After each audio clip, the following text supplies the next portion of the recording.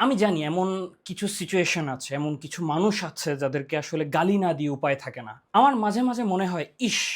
আমি যদি গালি দিতে পারতাম, তাহলে এদেরকে বেছে, বেছে খারাপ, খারাপ কিছু গালি দিতাম। আলহামদুলিল্লাহ আমি এখন আর গালিগালাজ করি না। কিন্তু একটা সময় ছিল যখন আমার মুখের ভাষা অত্যন্ত সৃজনশীল ছিল। এতটাই সৃজনশীল ছিল যে আমি আমার সৃজনশীলতার জন্য অত্যন্ত পরিচিত ছিলাম। এটা শুধুমাত্র আমার কাছের বন্ধু-বান্ধবরাই জানে।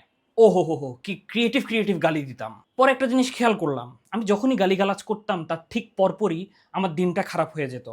বাসের হেল্পারকে গালি দিলাম, বাস থেকে নামতে গিয়ে পড়ে গেলাম। বাসার দারোয়ানকে গালি দিলাম, সিঁড়িতে হোঁচট খেয়ে পড়ে গেলাম। আরে কি একটা অবস্থা! এগুলো একটু চোখে পড়ার মতো ঘটনা ছিল। কিন্তু এমন আরো অনেক সূক্ষ্ম, সূক্ষ্ম ব্যাপার ছিল যেগুলো আমার পুরো দিনটাকে অস্বস্তিকর করে রাখত। একটা কাজ ঠিকমতো এগোয় না। মনটা কেমন যেন খচখচ করে। কিছুতেই শান্তি লাগে না। তখন মনে হতে লাগলো এখানে একটা প্যাটার্ন আছে। মনে হতে লাগলো আল্লাহ চান না যে আমি গালাগাল করি।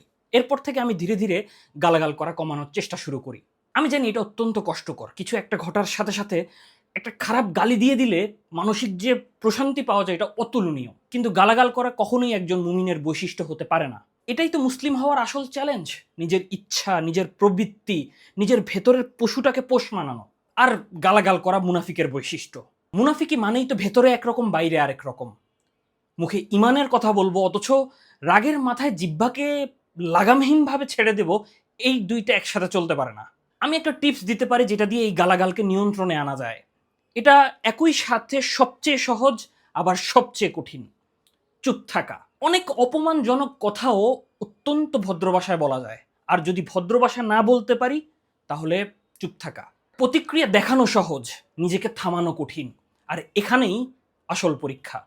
তাছাড়া চুপ থাকার, ছাড় দেওয়ার আলাদা একটা মজা আছে। ১ম মনে হবে যে এটা হার মেনে নেওয়া। আসলে তা না। আমার কাছে মনে হয় এই ছাড় দেওয়ার পরে যে শান্তিটা পাওয়া যায়, এই শান্তিটা স্বয়ং আল্লাহর তরফ থেকে অন্তরের ভেতরে দেয়া হয়। আর এই শান্তিটা বিশ্বাস করেন গালি দিয়ে পাওয়া মুহূর্তের প্রশান্তির চেয়ে অনেক বেশি স্থায়ী।